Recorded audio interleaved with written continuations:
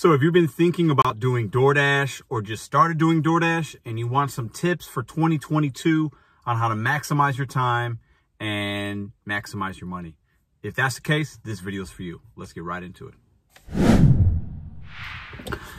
Pedro here with the RideShare Guy, and this video is going to be 5 tips that I've learned in my almost 5,200 deliveries with just DoorDash, and what I've learned in my market that's helped me make better decisions, make better money, be less stressed out, and also be more knowledgeable about how you can be successful with the DoorDash app. Let's go.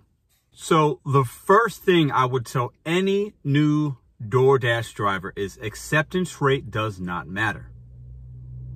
Now let me repeat that. Acceptance rate doesn't matter. As a new dasher, you're going to see your ratings and they're going to be green, and you want them to be green, and maybe they'll be yellow. And maybe your acceptance rate gets down into yellow and you start worrying. It's dropping below 70%. It gets to 50%, right? And what acceptance rate means is the offers that DoorDash is sending you is the percentage of the last 100 that you accept or you don't accept. So it's a percentage. My acceptance rate's right here. Now, I will say one quick disclaimer. Now, if you're somebody that wants to be or feels the need to be a top dasher, you need to keep your acceptance rate above 70%. In my market, St. Louis, Missouri, pretty busy market, doesn't seem oversaturated. Acceptance rate does not matter. And I believe in most it does not.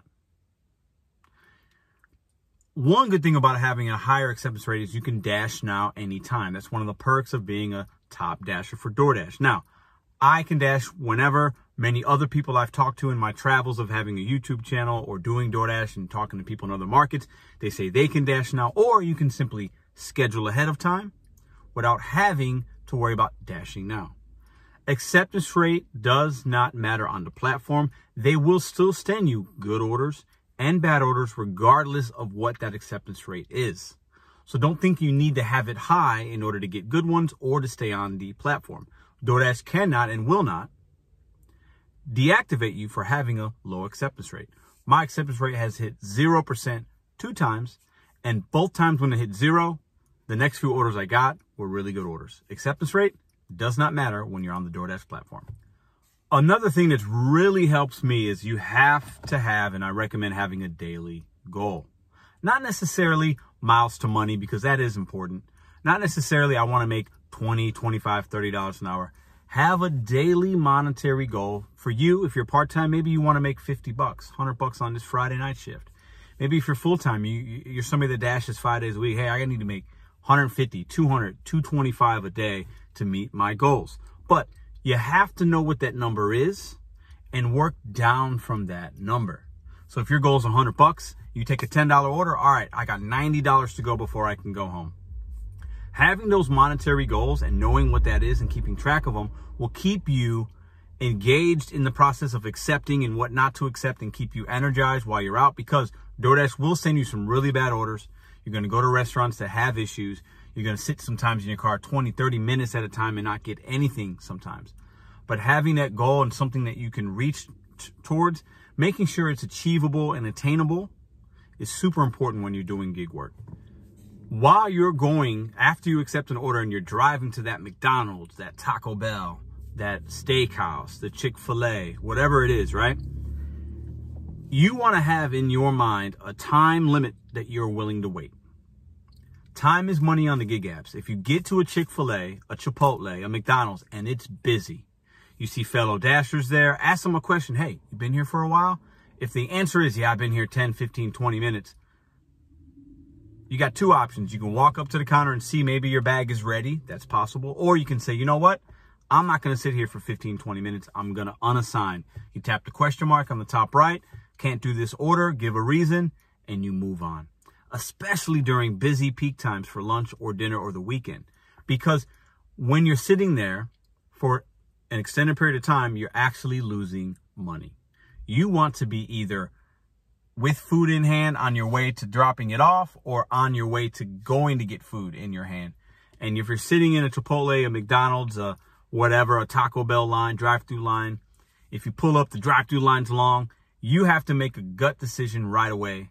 I've done that many times. It helps me. I've also waited sometimes when I shouldn't have waited, and it's actually hindered my money-making ability within that time frame.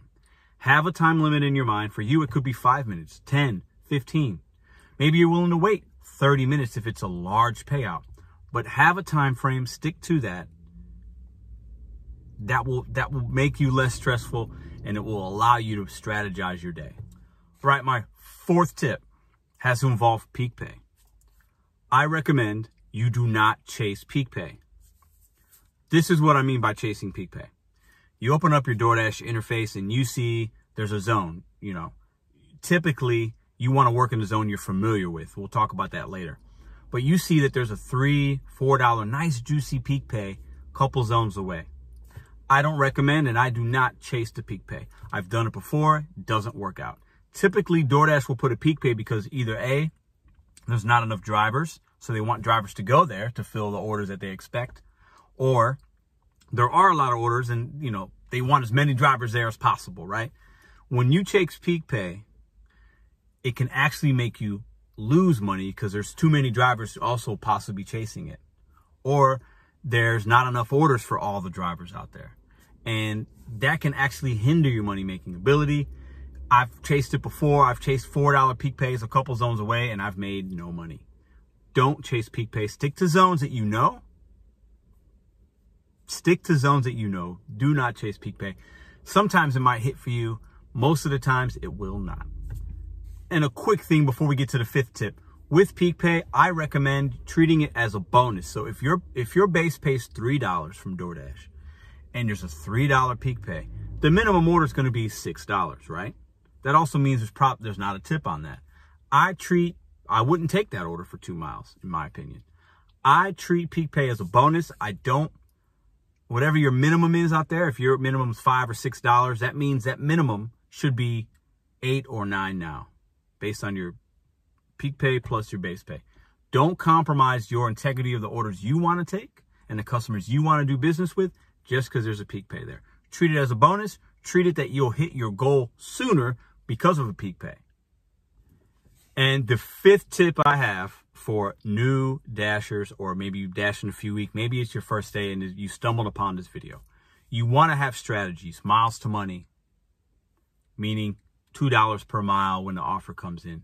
You want to have strategies of minimum payout. That's all fine. You want to have strategies of how long I'm going to go.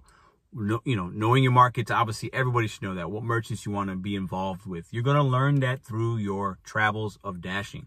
However, my fifth tip for you is don't be afraid to adapt your strategy. It could be a Monday at 2 p.m. and the orders aren't coming in. And usually you don't take anything less than $6. But you see a $5 order coming in for a mile and it's slow, you might need to take that order, and I recommend you take that order. Don't be afraid to adapt strategies. Try different zones sometimes to learn your market. Don't be so stringent on I'm going to do this 100% of the time. There are going to be some tips and things that over the course of time will average out for you, and it'll be smart to do those things. But adapting on the fly sometimes is super important. I hope these tips and tricks were helpful for you for 2022 and beyond. And if you're thinking about doing DoorDash, check out the links down below, sign up. Let us know in the comments, how long have you been doing it? What have you learned? What tips have worked for you that maybe I didn't mention or you haven't heard before? Help the community out in the comments down below. Check the email out if you have questions. And don't forget to hit the red subscribe button. This is Pedro DoorDash Santiago. I'll see you guys on the next video.